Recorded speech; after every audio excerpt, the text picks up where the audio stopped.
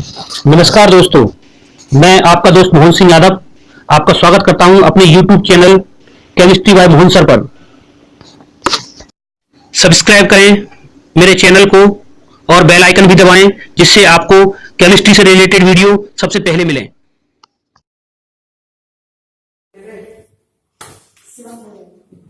चलो शुरू करते हैं रेडॉक्स अभिक्रिया। पढ़ो रेडॉक्स अभिक्रिया किसे कहते हैं। वे अभिक्रियाएं जिनमें ऑक्सीकरण और अपचयन साथ साथ होता है रेडॉक्स अभिक्रियाएं कहलाती हैं। रेडॉक्स अभिक्रियाएं दो प्रकार की होती हैं। कितने प्रकार की? दो प्रकार की। सबसे पहला कौन है? प्रत्यक्ष रेडॉक्स अभिक्रिया।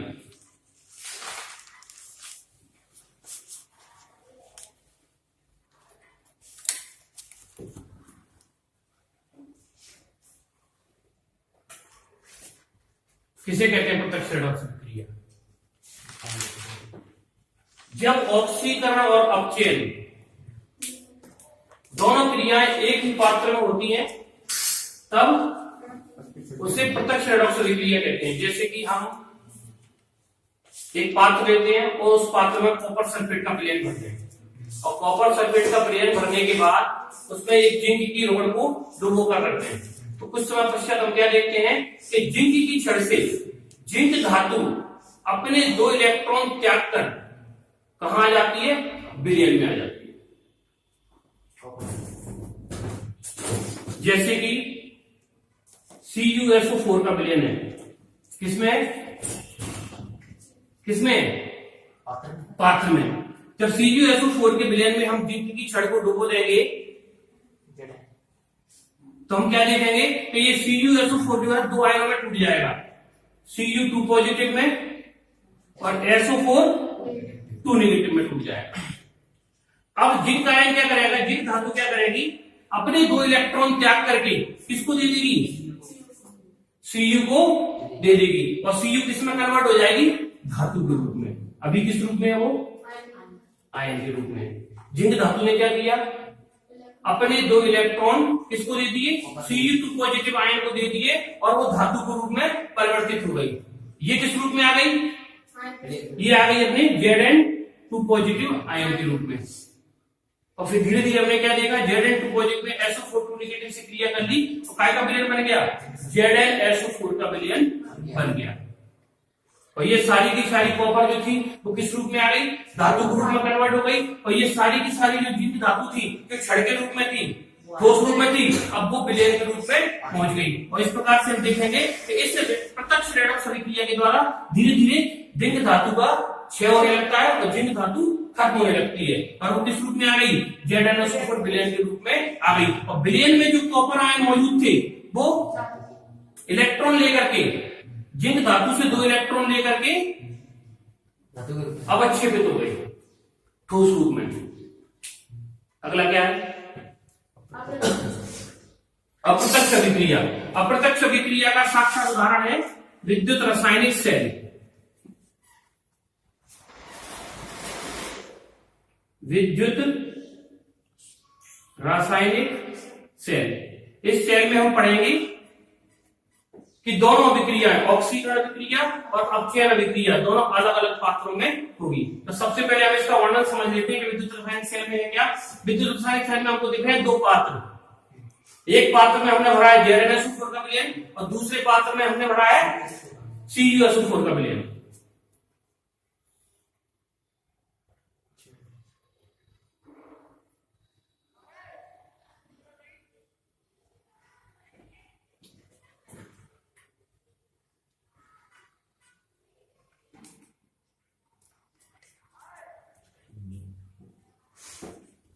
ZnSO4 के विलयन में हमने डुबोई है छड़।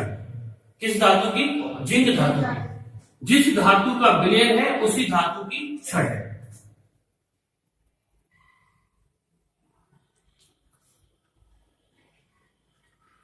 और कॉपर सल्फेट के विलयन में हमने डुबोई है कॉपर धातु की छड़।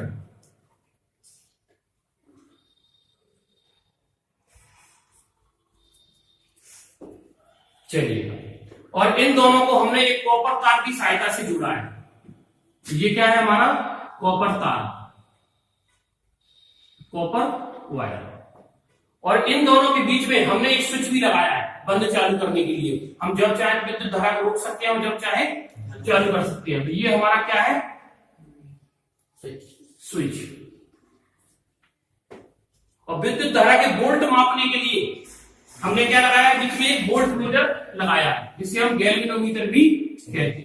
तो हमने क्या किया है, दोनों इलेक्ट्रोडों को जोड़ा है वोल्ट मीटर की सहायता से एक तार के माध्यम से, और बीच में हमने एक स्विच भी लगाया है जिससे विद्युत धारा को बहने से रोक सके और चालू कर सके। इसके अतिरिक्त हम देख रहे हैं कि इन दोनों विलयनों को जोड़ने के लिए हमने एक यू आकार की कांच की नली का भी प्रयोग किया है जिसे हम क्या कहते हैं, लवण सेतु।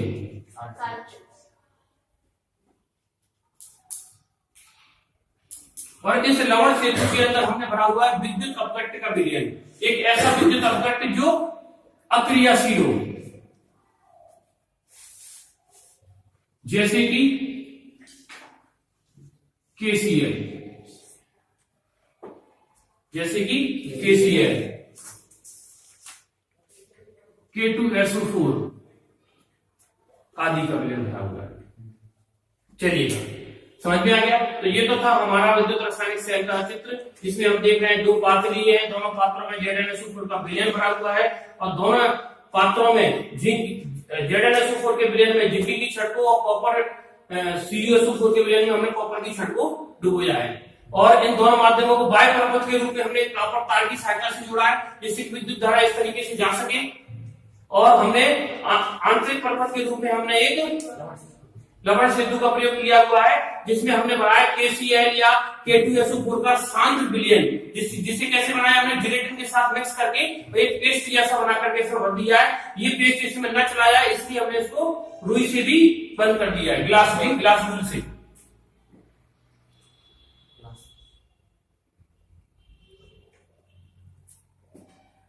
चलिए अब शुरू करें, पढ़ो शुरू से। वे सेल जिनमें स्वतः रासायनिक अभिक्रिया द्वारा रासायनिक ऊर्जा का विद्युत ऊर्जा में परिवर्तन होता है, ऐसी सेलों को विद्युत रासायनिक सेल कहते हैं। नहीं, यहां से पढ़ो। रेडॉक्स अभिक्रिया कितने प्रकार की होती है?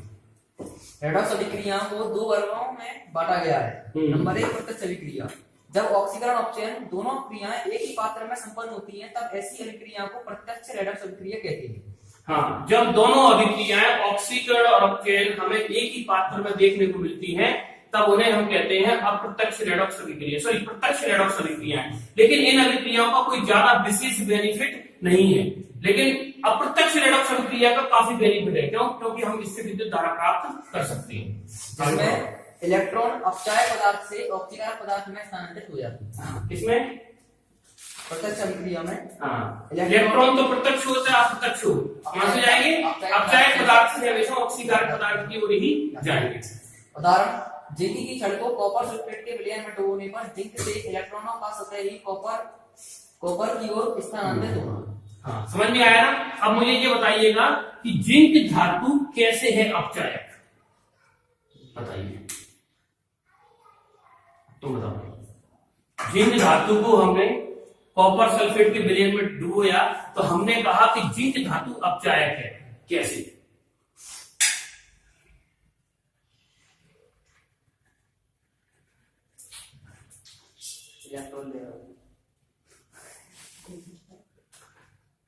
तो क्या होगा आगे? इलेक्ट्रॉन दे रहा है, इलेक्ट्रॉन दे रहा है तो अपचायक हो गया।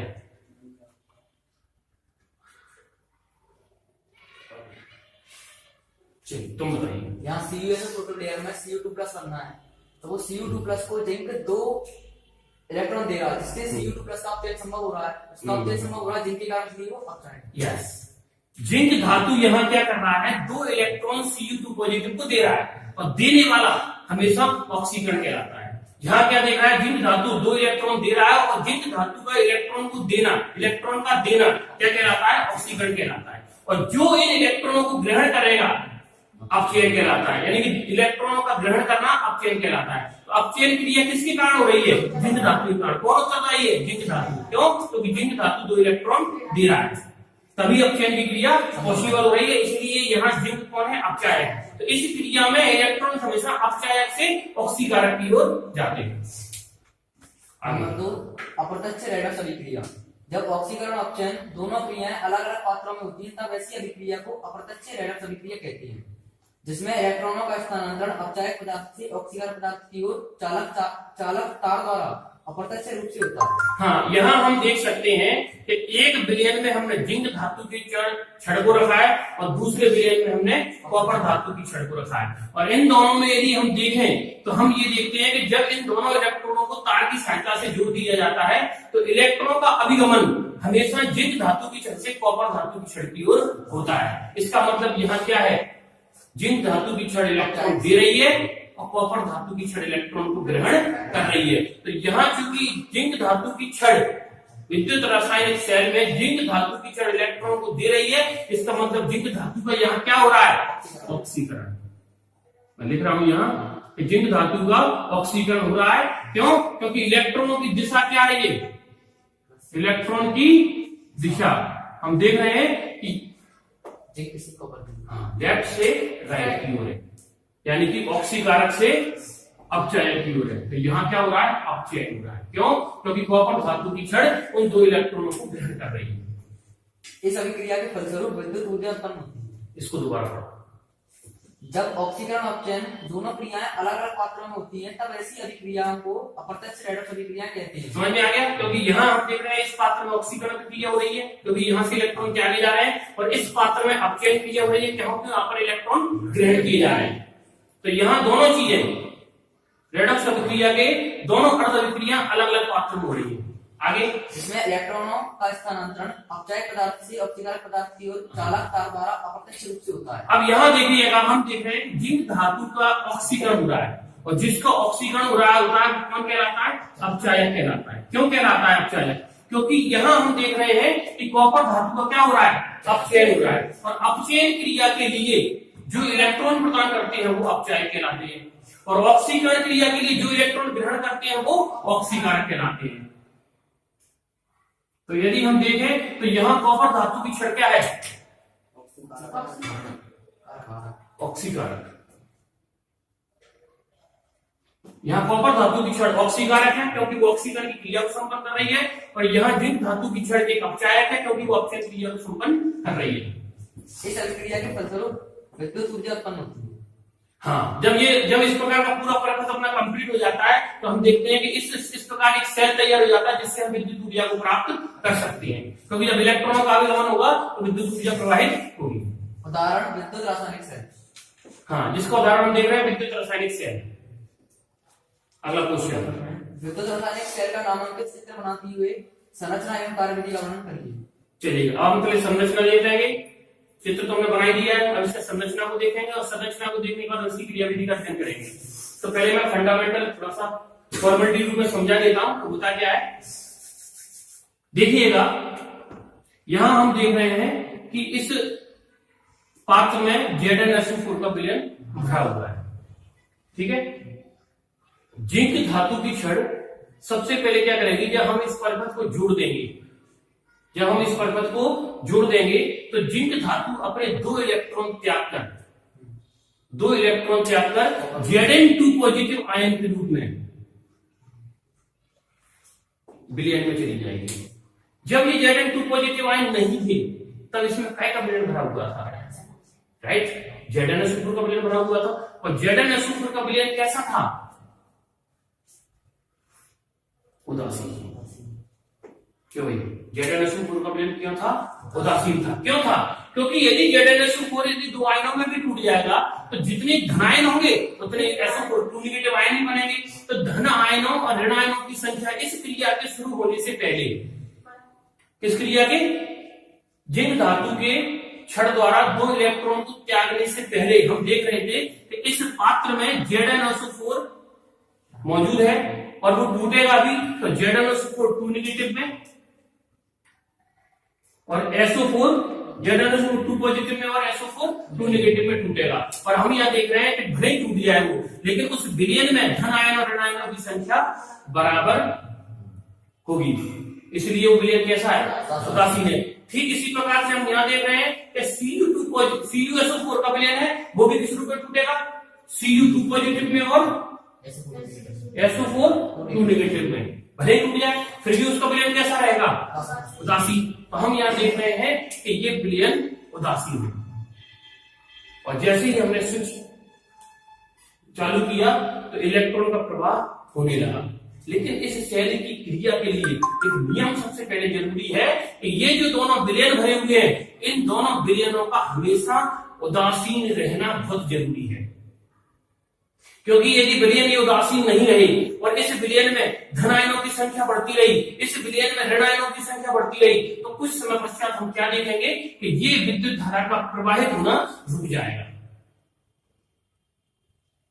क्या देखेंगे हम, विद्युत धारा का प्रवाहित होना रुक जाएगा और फिर सेल किस काम का, किसी काम का नहीं। तो हमें क्या करना है, सबसे पहले विद्युत धारा कंटिन्यू लगातार रूप से प्रवाहित होती रहे, इसके लिए हमें इस विलयन की उदासीनता को बनाए रखना है। और विलयन की उदासीनता को बनाए रखने के लिए हमने ये लवण सेतु लगाया है। क्यों, क्योंकि इस लवण सेतु के अंदर भरा हुआ है KCl का विलयन, K2SO4 का विलयन भरा है, किसी एक का। क्यों भरा है, ताकि ये जो विलयन है वो इस विलयन की उदासीनता को बनाए रखेगा। कैसे रखेगा, सबसे पहले देखिएगा। मान के चलो K2SO4 का विलयन भरा हुआ है, भरा हुआ किस रूप में टूटेगा ये K2SO4, ये टूटेगा आपका 2K पॉजिटिव में, देखो दो निकलेंगे ना, दो है, और प्लस SO4 2 नेगेटिव टूटेगा। जब इस विलयन में धन आयनों की संख्या बढ़ने लगेगी, कैसे बढ़ेगी धन आयनों की संख्या, ये जिंक धातु 2 इलेक्ट्रॉन त्याग करके किसमें आ जाएगी, विलयन में आ जाएगी। किस रूप में, Cu और Zn2 पॉजिटिव के रूप में। और धीरे धीरे जैसे जैसे इलेक्ट्रॉन यहां से त्याग करके त्यागेगी तो जिंक धातु कहां आएगी, Zn2 पॉजिटिव के रूप में विलयन में आने लगेगी। इलेक्ट्रॉन तो यहां से वहां पहुंचने लगेंगे, लेकिन धीरे धीरे इस विलयन में Zn2 पॉजिटिव आयनों की संख्या बढ़ने लगेगी। और Zn2 पॉजिटिव आयनों की संख्या बढ़ने से ये विलयन कैसा हो जाएगा, अधिक धन विद्युतीय हो जाएगा। अधिक धन विद्युतीय होने के कारण ये इलेक्ट्रॉन का आविगमन रुक जाएगा। इलेक्ट्रॉन फिर जिंक धातु की छड़ से उस तरफ नहीं जाएंगे। तब इन Zn2 पॉजिटिव आयनों की बढ़ी हुई संख्या को कम करने के लिए ये SO4 2 नेगेटिव आयन जो दिख रहे हैं हमको यहां, ये इस तरीके से दिख रहा है, इस विलयन में आ जाएंगे। नहीं समझ में, किसको क्यों आ रहे हैं ये SO4 2 नेगेटिव आयन इस लवण सेतु के माध्यम से निकल करके विलयन में क्यों आ रहे हैं, इससे क्रिया करने के लिए Zn2 पॉजिटिव से। और SO4 2 नेगेटिव Zn2 पॉजिटिव से क्रिया कर लेंगे तो फिर क्या बना लेंगे, ZnSO4 बना लेंगे और विलयन फिर से उदासीन हो जाएगा। तो हमने ये लवण सेतु क्यों बनाया है, इसकी उदासीनता को बरकरार रखने के लिए। चलिए हम इस तरफ जाए। इस तरफ हम क्या देख रहे हैं, कॉपर धातु की छड़ मौजूद है, कॉपर धातु की छड़ मौजूद है। अब यहां क्या हो रहा है कि 2 इलेक्ट्रॉन जो जिंक धातु में त्यागे थे वो 2 इलेक्ट्रॉन कहां जा रहे हैं, इस कॉपर धातु के पास आ रहे हैं। और कॉपर धातु की छड़ किसमें डूबी हुई है, Cu2 पॉजिटिव CuSO4 के विलयन में डूबी हुई है, जो किस रूप में विभाजित है, Cu2 पॉजिटिव और SO4 2 नेगेटिव के रूप में विभाजित है। जब ये 2 इलेक्ट्रॉन इस कॉपर धातु की छड़ पर आएंगे तो हम क्या देखेंगे कि ये 2 इलेक्ट्रॉन कौन ले लेगा, Cu2 पॉजिटिव ले लेगा। और Cu2 पॉजिटिव 2 इलेक्ट्रॉन लेकर के काय बदल जाएगा, Cu धातु में बदल जाएगा। देखो बदल रहा है। और ये धातु कहां एकत्रित होने लगेगी, ये धातु यहीं एकत्रित होने लगेगी जहां उसने इलेक्ट्रॉन लिए हैं। देखो क्या देख रहे हैं हम, तो धीरे धीरे क्या हो रहा है कि जैसे जैसे जिंक धातु से जो इलेक्ट्रॉन आ रहे हैं कॉपर धातु की छड़ के पास, उन इलेक्ट्रॉनों को Cu2 पॉजिटिव आयन ग्रहण कर लेते हैं। कौन से Cu2 पॉजिटिव आयन, जो विलयन में मौजूद है, वो विलयन में मौजूद Cu2 पॉजिटिव आयन उन इलेक्ट्रॉनों को ग्रहण कर लेते हैं और कॉपर की छड़ पर ही धातु के रूप में जमा होने लगते हैं। और इस क्रिया के कारण हम देख रहे हैं कि धीरे धीरे कॉपर की छड़ मोटी होती जा रही है, कॉपर की छड़ का वजन बढ़ता जा रहा है। यहां हम क्या देख रहे हैं कि जिंक धातु की छड़ घुल रही है। क्यों बन रही है? क्योंकि सारी की सारी जिंक धातु 2 इलेक्ट्रॉन त्याग करके कहां जा रही है? विलयन में जा रही है, जिसके कारण जिंक धातु की सांद्रता घटने लगती है, जिंक धातु का वजन घटने लगता है। आगे बस समझ में, इस प्रकार से ये क्रिया चलेगी। लेकिन यहां होगा क्या? जब सारे के सारे Cu2 पॉजिटिव आयन जब 2 इलेक्ट्रॉन ग्रहण करके कॉपर की छड़ पर एकत्रित हो जाएंगे, तो फिर विलयन में बचेगा कौन? SO4 2 negative. और SO4 2 नेगेटिव के बचने से ये विलयन कैसा हो जाएगा? ऋण विद्युतीय हो जाएगा, फिर उदासीन नहीं रहेगा। और विलयन की उदासीनता को बनाए रखने के लिए ये पोटेशियम आयन यहां आ जाएंगे और यहां आकर के इससे क्रिया कर लेंगे और क्या बना लेंगे? K2SO4। देखो ना, ठीक है। और जिस प्रकार से K2SO4 बना लेंगे तो ये बढ़ी हुई संख्या फिर से कम हो जाएगी और हमारा ये वाला विलयन फिर से उदासीन हो जाएगा। तो हमने ये लवण सिंधु का उपयोग 2 कारणों से किया है। सबसे पहले तो ये हमारे प्रपथ को पूर्ण कर रहा है, क्योंकि विद्युत धारा यहाँ से जाएगी, वापस लौट के कैसे आएगी? और जब तक प्रपथ पूर्ण नहीं होगा तब तक विद्युत धारा प्रवाहित ही नहीं होगी। तो एक तो हमारा ये लवण सिंधु प्रपथ को पूर्ण करने का काम कर रहा है, क्योंकि विद्युत धारा यहाँ से ऐसे जाएगी, इस तरीके से रोटेट होगी। एक बात को हमें समझना जरूरी है। सबसे पहले तो इलेक्ट्रॉनों का अभिगमन कहां से हो रहा है? जिंक धातु की छड़ से कॉपर धातु की छड़ की ओर। तो एक बात को हमें याद रखना है कि जब इलेक्ट्रॉनों का अभिगमन जिंक धातु की छड़ से कॉपर धातु की छड़ की ओर हो रहा होता है, तो विद्युत धारा हमेशा कॉपर धातु की छड़ से जिंक धातु की छड़ पर आती है। चलिएगा, सबसे इसको छोड़िए, बाद में समझाऊंगा। ये समझ में आ गया? अब आगे देखिएगा, ये बताइएगा इलेक्ट्रॉन त्याग कौन रहा है? हाँ, क्या हो रहा है उसका? ऑक्सीकरण हो रहा है। तो हमें एक बात हमेशा ध्यान रखनी चाहिए कि वह इलेक्ट्रोड जिस पर ऑक्सीकरण होता है उसे हम एनोड कहते हैं। ये हमेशा याद रखना। कई बार पूछते हैं ना, भाई अपन जानते हैं 2 इलेक्ट्रोड दूर रहते हैं, एक एनोड और एक कैथोड सेलों में, ठीक है। अब हम किसे कहते हैं एनोड? तो अपन लोग कई बार कह देते हैं जिस पर धनावेश होता है उसे एनोड, जिस पर ऋणावेश होता है उसे कैथोड कह देते हैं। क्योंकि जानने की कोशिश की तो इसका मूल कारण ये है कि वह इलेक्ट्रॉन जिस पर ऑक्सीकरण की क्रिया हो रही है, यानी कि जहां इलेक्ट्रॉन त्यागे जा रहे हैं, वो क्या है? एनोड कहलाता है। और त्यागे गए इलेक्ट्रॉन जिस इलेक्ट्रोड पर ग्रहण किए जाते हैं उसे कहते हैं हम कैथोड। तो इस क्रिया के कारण हम देख रहे हैं कि कैथोड कौन है? कॉपर, और एनोड कौन है? जिंक धातु की छड़। अब शुरू करें, चलो पढ़ना शुरू करो। वोल्टेज सेल, ये समझ में आ गया क्या? वोल्टेज सेल, गैल्वेनिक सेल या विद्युत रासायनिक सेल? हाँ, इसके कई नाम है। इसे हम विद्युत रासायनिक सेल भी कह सकते हैं, क्योंकि इसे गैल्वेनिक और वोल्टा नामक वैज्ञानिकों ने इसको बनाया था, पहली बार खोजा था। इसे अपन गैल्वेनिक सेल या वोल्टी सेल के नाम से भी जानते हैं। वे सेल जिनमें स्वतः रासायनिक अभिक्रिया द्वारा रासायनिक ऊर्जा का विद्युत ऊर्जा में परिवर्तन होता है, ऐसे सेलों को विद्युत रासायनिक सेल कहते हैं। यहाँ हमने क्या किया? प्रपथ कंप्लीट कर दिया, और कंप्लीट करने के बाद हम क्या देख रहे हैं? जैसे ही हम इसको जोड़ देंगे, यहाँ से स्विच चालू कर देंगे, तो स्वतः ही ऑक्सीकरण अपचयन अभिक्रिया होने लगेगी, यानी कि रेडॉक्स अभिक्रिया स्वतः ही होगी। आपको नहीं करना, ये जिंक धातु अपने आप इलेक्ट्रॉन त्यागेगी, कॉपर धातु अपने आप इलेक्ट्रॉन ग्रहण करेगी। तो यहाँ हम क्या देख रहे हैं? इस विद्युत रासायनिक सेल में ऑक्सीकरण अभिक्रिया रेडॉक्स अभिक्रिया स्वतः संपन्न हो रही है। तो चलो अगला, ये समझ में आ गया? तो विद्युत रासायनिक सेल किसे कहते हैं भाई? वह सेल जिसमें विद्युत रासायनिक वह सेल जिसमें रेडॉक्स अभिक्रिया द्वारा या रासायनिक अभिक्रिया द्वारा रासायनिक ऊर्जा को विद्युत ऊर्जा में परिवर्तित किया जाता है, विद्युत रासायनिक सेल कहलाती है। जैसा कि अपन देख रहे हैं, यहाँ हम रासायनिक ऊर्जा से विद्युत ऊर्जा बना रहे हैं। क्योंकि गैल्वेनी और ए वोल्टा ने सबसे पहले अपने प्रयोगों के द्वारा रासायनिक ऊर्जा को विद्युत ऊर्जा में परिवर्तित किया था, इसलिए उन्हीं के नाम पर इसे गैल्वेनिक सेल या वोल्टी सेल कहते हैं। हाँ, इनका नाम गैल्वेनिक सेल या वोल्टी सेल भी है, क्योंकि गैल्वेनी और वोल्टा नामक वैज्ञानिकों ने सबसे पहली बार विद्युत रासायनिक ऊर्जा के द्वारा विद्युत ऊर्जा प्राप्त की थी, इसलिए इसे गैल्वेनिक सेल और वोल्टी सेल भी कहा जाता है। विद्युत रासायनिक सेल की संरचना। हाँ, अब अपन सबसे पहले पढ़ेंगे, ये हमने चित्र बनाया है, इसकी हम सारा डायग्राम पढ़ेंगे कि अल्टरनेटिव कैसे कैसे बनाया है, इसमें क्या क्या चीजें होती है, किस किसका क्या क्या कार्य है। इस सेल के निर्माण के लिए सबसे पहले 2 अलग अलग पात्रों में ज्ञात मिनरता वाला कॉपर सल्फेट और जिंक सल्फेट का विलयन ले लिया जाता है। हाँ, सबसे पहले हमको क्या करना है? 2 अलग अलग पात्रों में हमको अलग अलग धातु का विलयन लेना है, वो भी ज्ञात सांद्रता वाला, जिसकी सांद्रता ज्ञात हो।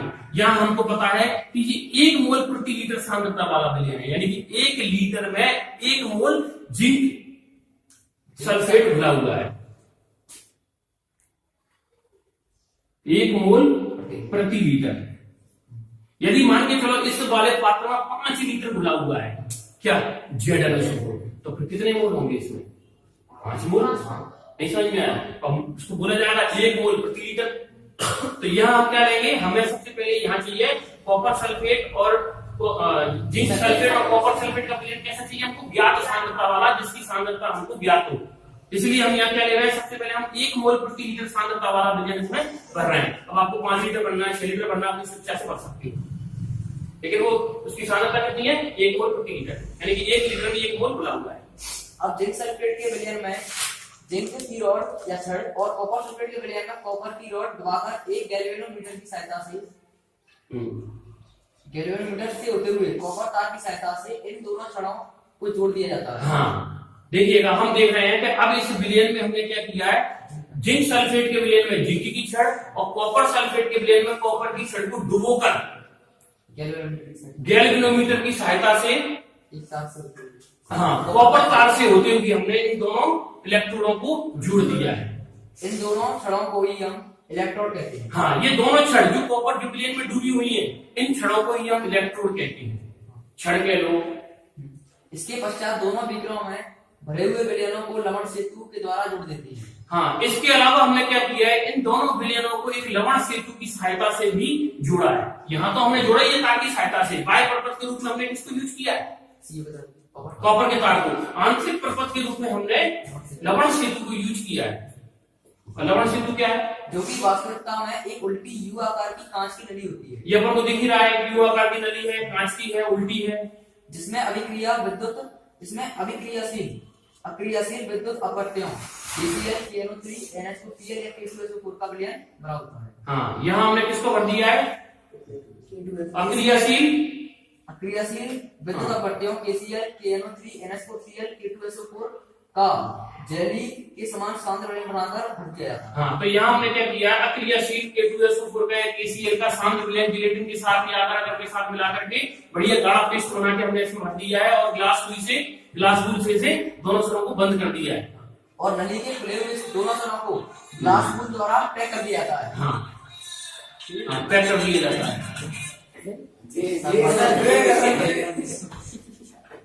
चलो आगे बढ़ो।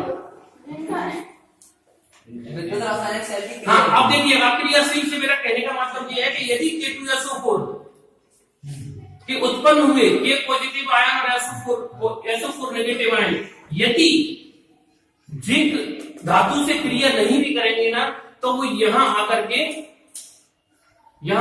विलयन को उदासीन तो कर ही देगा।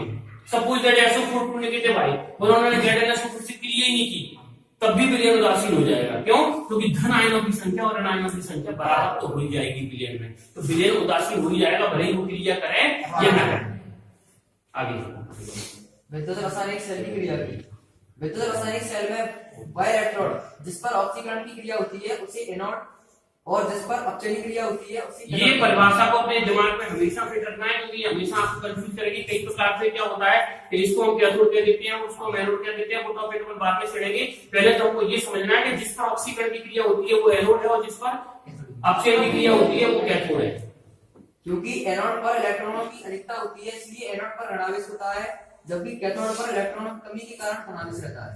हाँ, समझ में आ गया? इलेक्ट्रॉनों की अधिकता कहाँ है? एनोड पर है, इसलिए वहां ऋणावेश आ गया और ये यहाँ पर धनावेश। चलिए अब हमें ये बताइएगा कैसे यहाँ अधिकता है इलेक्ट्रॉनों की?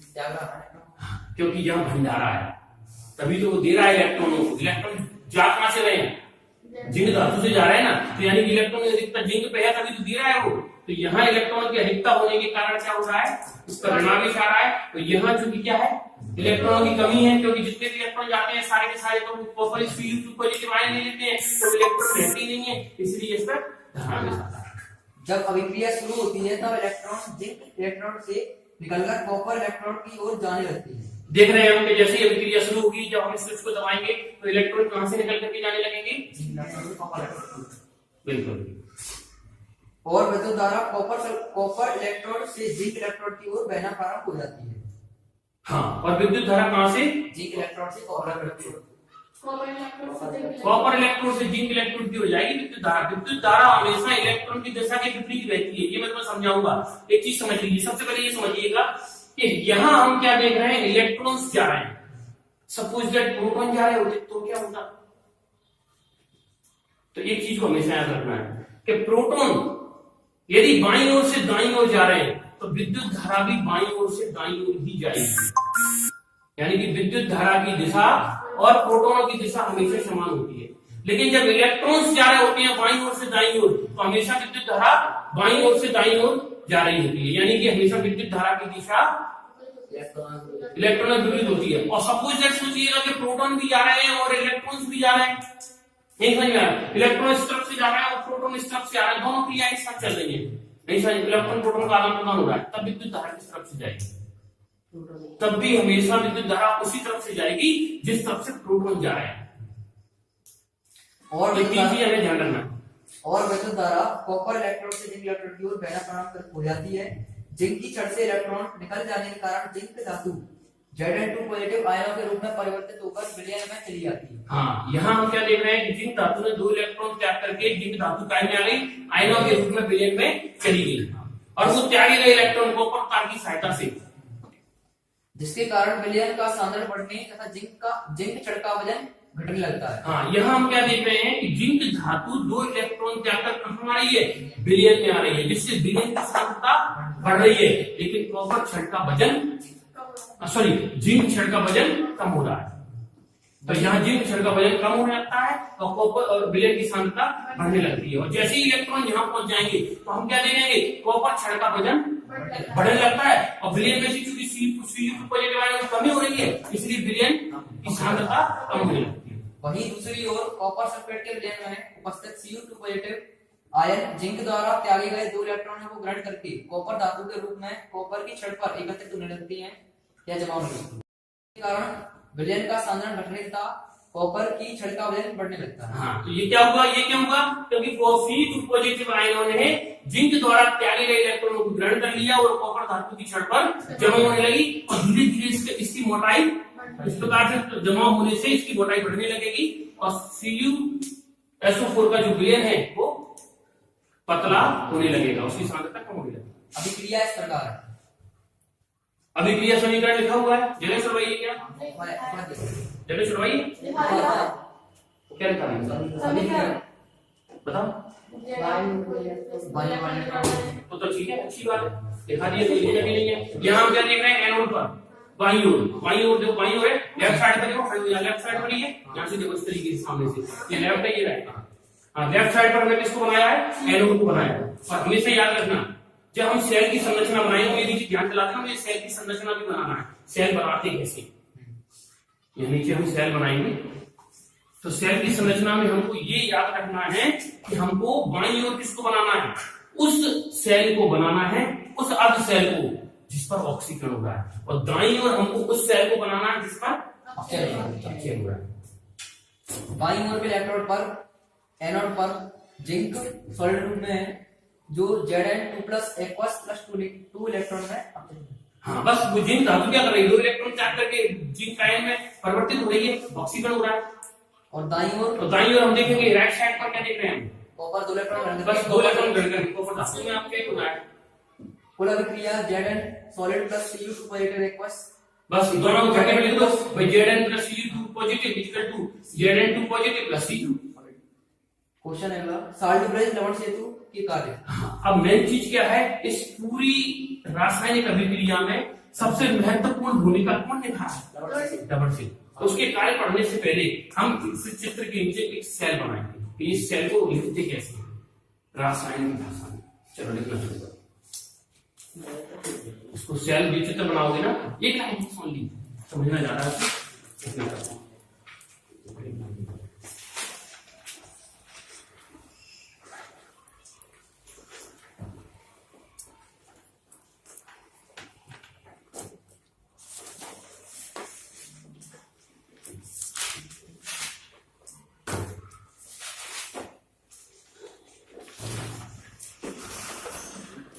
शुरू करें।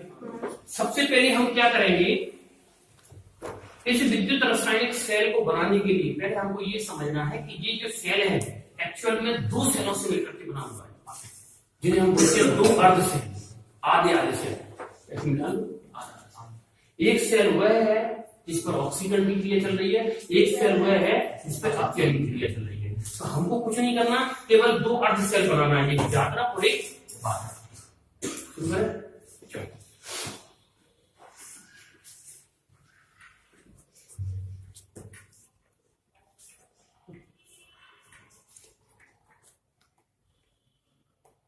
डायरेक्ट बनाता हूं, इसी का उदाहरण देता हूं डायरेक्ट।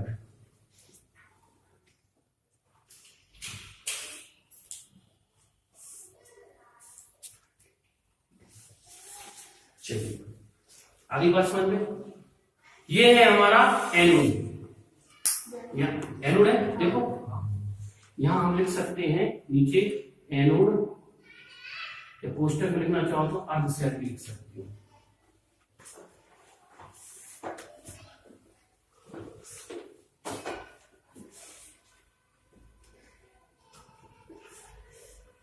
आगे बात समझ में। ये हमने अर्ध सेल वाला बताया है, यहाँ हम ये किसको बता रहे हैं, ये उसकी पहली अवस्था है, किसकी, धातु की, किस रूप में, ठोस रूप में, ये देख रहे हैं सॉलिड स्टेट है। और ये दूसरी अवस्था है, ये लाइन थोड़ा मैंने टेढ़ी बना दी है, आपको इसको सीधी खड़ी स्टेट बनाना है। कैसी बनाना है, बिल्कुल खड़ी बनाना है स्टेट। ये दूसरी अवस्था है, किसकी है ये, इसी जिंक की ये पहली अवस्था है ठोस अवस्था, और ये दूसरी अवस्था है। तो सेल में हम देख रहे हैं दो अवस्थाएं दिख रही है हमको, एक ठोस अवस्था और एक विलयन में मौजूद आयनों की अवस्था। ठीक है, तो अर्ध सेल में होता कुछ नहीं है, केवल किसी धातु की दो अवस्थाएं होती है, ये जलीय अवस्था है और ये ठोस अवस्था है। और ये खड़ी लाइन ये खड़ी लाइन क्या बता रही है, ये खड़ी लाइन उस अर्ध सेल में मौजूद धातु की दो अवस्थाओं को बता रही है। किसको बता रही है, दो अवस्थाओं को, लिख लीजिए। तो ये हो गया अपना अर्ध सेल। अब देखिए इस अर्ध सेल में हम क्या कर सकते हैं, इन आयनों के नीचे हम उस विलयन की सांद्रता को भी लिख सकते हैं, जो सांद्रता हमने इसमें ली है 1 मोल। तो यहां लिखेंगे अपन, यहां छोटी छोटी अक्षरों में लिखेंगे A बराबर 1.0 m। ये क्या बता रहा है, ये दूसरी जो अवस्था है Zn2 पॉजिटिव वाली जो अवस्था, जो आयनों की अवस्था दिख रही है, यहाँ इसकी सांद्रता कितनी है, 1 मोल, क्योंकि हमने पात्र में 1 मोल ही ली थी। आगे बात समझ में। चलिए इसी प्रकार से हम यहाँ बनाए, एक सेल तो हमारा बन गया, इस समझ में आ गया, ये एनोड है, इसको अर्ध सेल भी कह रहे हैं। इसमें एक अवस्था हो गई ये धातु वाली सॉलिड, और एक हो गई जलीय अवस्था, और इसकी सांद्रता जो जलीय विलयन की वो भी हमने लिख दी। चलिए अब आगे स्टार्ट।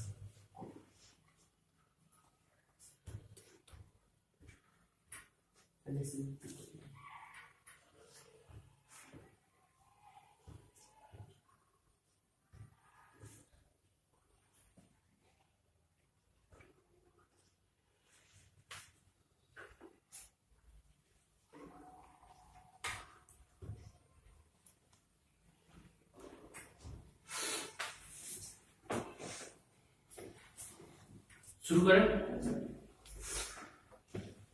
ये समझ में आ गया, ये भी समझ में आ गया। ये दूसरा सेल है, यहाँ इसकी ठोस अवस्था दिख रही है, यहाँ इसकी आयनों वाली अवस्था दिख रही है, ये जलीय विलयन के रूप में है, और ये उसमें, ये बीच की खड़ी लाइन है उसको बता रही है, दोनों अवस्थाओं को अलग कर रही है। ये इसकी सांद्रता है A बराबर, ठीक है, और ये कैथोड हो गया, अर्ध सेल लिख दिया। अब हमको ये चीज समझना है कि यदि हम चाहते तो इसको भी तो यहाँ लिख सकते थे, क्या जिंक को बाद में लिख देते,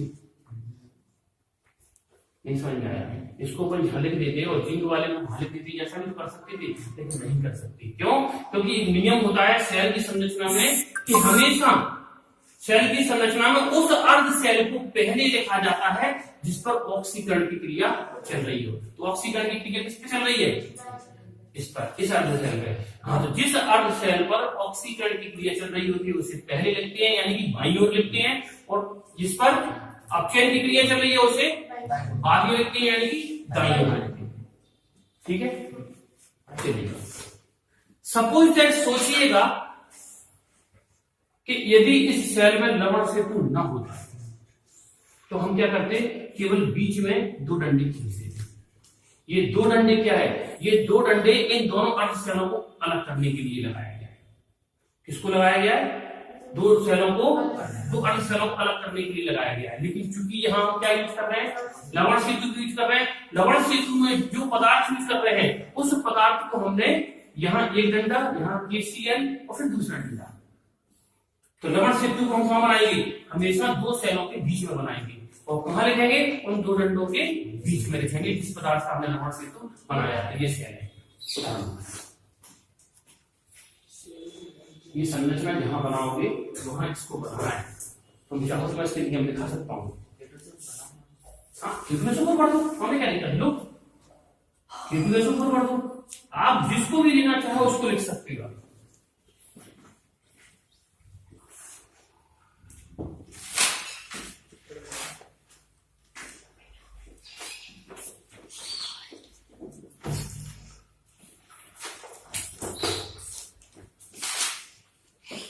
हो गया? चलिए अब समझते हैं लवण सेतु के कार्य। क्या है लवण सेतु के कार्य, बताइए। हम जानते हैं कि परिपथ में यदि कहीं पर भी संपर्क तार टूट जाए, संपर्क टूट जाए तो विद्युत धारा प्रवाहित नहीं की जा सकती। इसलिए विद्युत रसायन सेल में बाह्य परिपथ के रूप में कॉपर के तार का प्रयोग और भीतरी परिपथ के रूप में लवण सेतु का उपयोग किया जाता है, जो कि स्वयं में से विद्युत धारा को प्रवाहित होने देता है ताकि परिपथ पूर्ण हो।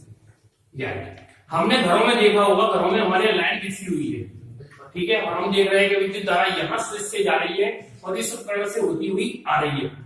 स्विच से ही जा रही है, स्विच पर ही आ रही है, तभी वो पंखा या लाइट जल रही है। यदि हम बीच में से हम तार काट दें तो विद्युत धारा प्रवाहित नहीं हो सकती, कोई भी विद्युत उपकरण नहीं चल सकता। तो यानी कि हम एक चीज जान चुके हैं, यदि हमें किसी भी विद्युत उपकरण को चलाना है तो परिपथ का पूर्ण होना जरूरी है। तो सबसे पहला लवण सेतु यहाँ क्या काम कर रहा है? परिपथ को पूर्ण करने का काम कर रहा है। विद्युत धारा जाएगी तो जरूर, लेकिन फिर वापस कैसे आएगी, रोटेट कैसे होगी, उसका परिपथ का पूर्ण होना जरूरी है। तो यहाँ हम परिपथ को पूर्ण करने के लिए हम लवण सेतु का प्रयोग कर रहे हैं। इसको एक बार पढ़ लो। हम जानते हैं कि परिपथ में यदि कहीं पर भी संपर्क टूट जाए तो विद्युत धारा प्रवाहित नहीं की जा सकती। इसलिए विद्युत रसायन सेल में बाह्य परिपथ के रूप में कॉपर के तार का प्रयोग और बाहरी परिपथ के रूप में हम किसको कर रहे हैं? यहाँ से जा रही है विद्युत धारा, ये देखो, सॉरी विद्युत धारा किस तरफ से जाएगी? इलेक्ट्रॉनों की दिशा है। यहाँ लिख लो विद्युत धारा की दिशा, विद्युत धारा की दिशा, नीचे भी लिख सकते हो। हाँ, तो बाह्य परिपथ के रूप में हमने क्या किया है? विद्युत धारा की दिशा के लिए तो किसका उपयोग किया है? विद्युत धारा की वहन के लिए कॉपर का। और आंतरिक परिपथ के रूप में हमने लवण सेतु का प्रयोग किया है, जो कि स्वयं में से यदि विद्युत धारा इस तरीके से जा रही है तो यहाँ पे विद्युत धारा इस तरीके से जाएगी, ऐसे होती हुई ऐसे, देख रहे हैं आपको? तो ये क्या कर रहा है? ये हमारे परिपथ को पूर्ण करने का काम कर रहा है, जो कि स्वयं में से विद्युत धारा को प्रवाहित होने देता है। इसमें से विद्युत धारा प्रवाहित हो सकती है, तो ये विद्युत धारा को रोकता नहीं है, स्वयं में से विद्युत धारा को प्रवाहित होने देता है, जबकि हालांकि सील पैक भी है ताकि परिपथ पूर्ण हो सके।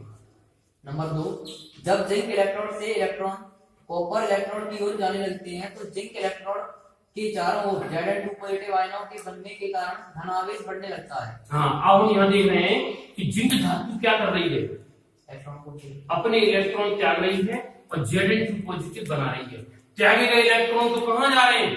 कॉपर छड़ की ओर। और यहाँ जिंक 2 पॉजिटिव आयनों की संख्या यहाँ जिंक धातु की छड़ के आसपास बढ़ रही है, जिसके कारण धनावेश बढ़ने लगता है। हाँ, तो यहाँ हम क्या देख रहे हैं? जिंक धातु की छड़ के ओर चारों ओर Zn2 पॉजिटिव आयनों के बनने के कारण इस इलेक्ट्रोड पर, जिस पर एनोड पर अभी ऋणावेश था, अब धीरे धीरे इस पर धनावेश बढ़ने लगता है। वहीं दूसरी ओर कैथोड के चारों ओर Cu2 पॉजिटिव आयनों द्वारा इलेक्ट्रॉनों को ग्रहण करने के कारण ऋणावेश बढ़ने लगता है। हाँ, यहाँ हम कौन सा आवेश देख रहे हैं?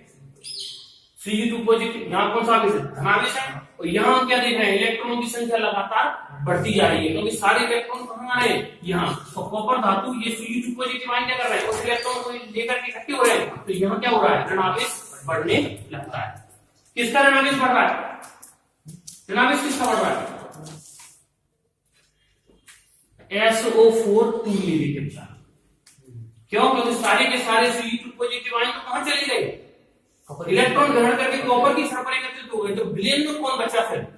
SO4 to negative. ये SO4 2 नेगेटिव आयनों की संख्या धीरे धीरे बढ़ रही है चारों ओर, किसके, इससे कॉपर की छड़ के चारों ओर, जिससे कि वो ऋणावेशित होने लगती है, जिसके कारण कुछ इलेक्ट्रॉनों का प्रवाह रुक जाता है। हाँ, अब जैसे जैसे क्या होगा, जिसको ऋण का कार्य करना चाहिए वो धन का होने लगा, जिसको धनावेश होना चाहिए उसका ऋणावेश होने लगा, तो हम क्या देखेंगे धीरे धीरे विद्युत धारा का प्रवाह कम हो जाएगा। क्यों हो जाएगा?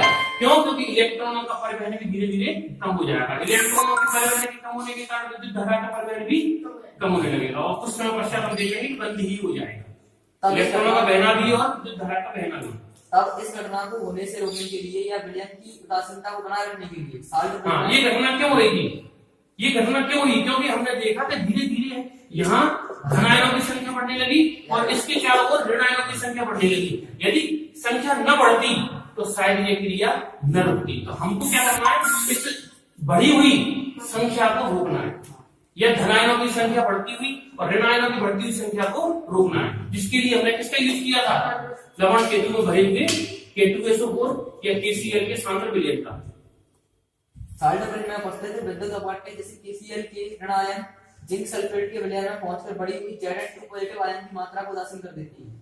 हाँ, तो यहाँ हम क्या देख रहे हैं कि Zn2 पॉजिटिव आयनों की जो बढ़ी हुई मात्रा थी वो किसने उदासीन कर दी, इस लवण सेतु के अंदर भरे हुए SO4 2 नेगेटिव आयन, यानी हिंदी भाषा में क्या है तो ऋण आयन विलयन में आ जाते हैं, जिससे कि ये विलयन उदासीन हो जाता है। और विद्युत अपवाह्य के धन आयन कॉपर सल्फेट के विलयन में पहुंचकर बड़ी हुई SO4 2 नेगेटिव आयनों की बस मात्रा को ये धन आयन देख रहे हैं कि पॉजिटिव, ये किसमें आ जाएंगे, इस विलयन में आ जाएंगे, तो क्या हो जाएगा, ये विलयन धीरे धीरे उदासीन होने लगेगा और इस क्रिया के कारण इलेक्ट्रॉनों का प्रवाह निरंतर चलता है। बस अब ये उदासीन हो जाएगा तो इलेक्ट्रॉनों का प्रवाह फिर से शुरू। नंबर 3, यह दोनों विलयनों और आयनों को मिलाने से रुकता है। हाँ, ये तो क्या है, ये क्या कर रहा है लवण सेतु, इन दोनों विलयनों को एक दूसरे से मिलने से भी रुकता है। क्यों? देखो ना, ये तो गाढ़ा पेस्ट भरा हुआ है, मतलब तो गाढ़ा पेस्ट भरा है, गाढ़े पेस्ट में से आयनों का जाना काफी मुश्किल है। दूसरी बात ग्लास भी लगा हुआ है, तो ये दोनों विलयनों को मिलने से भी रोकता है।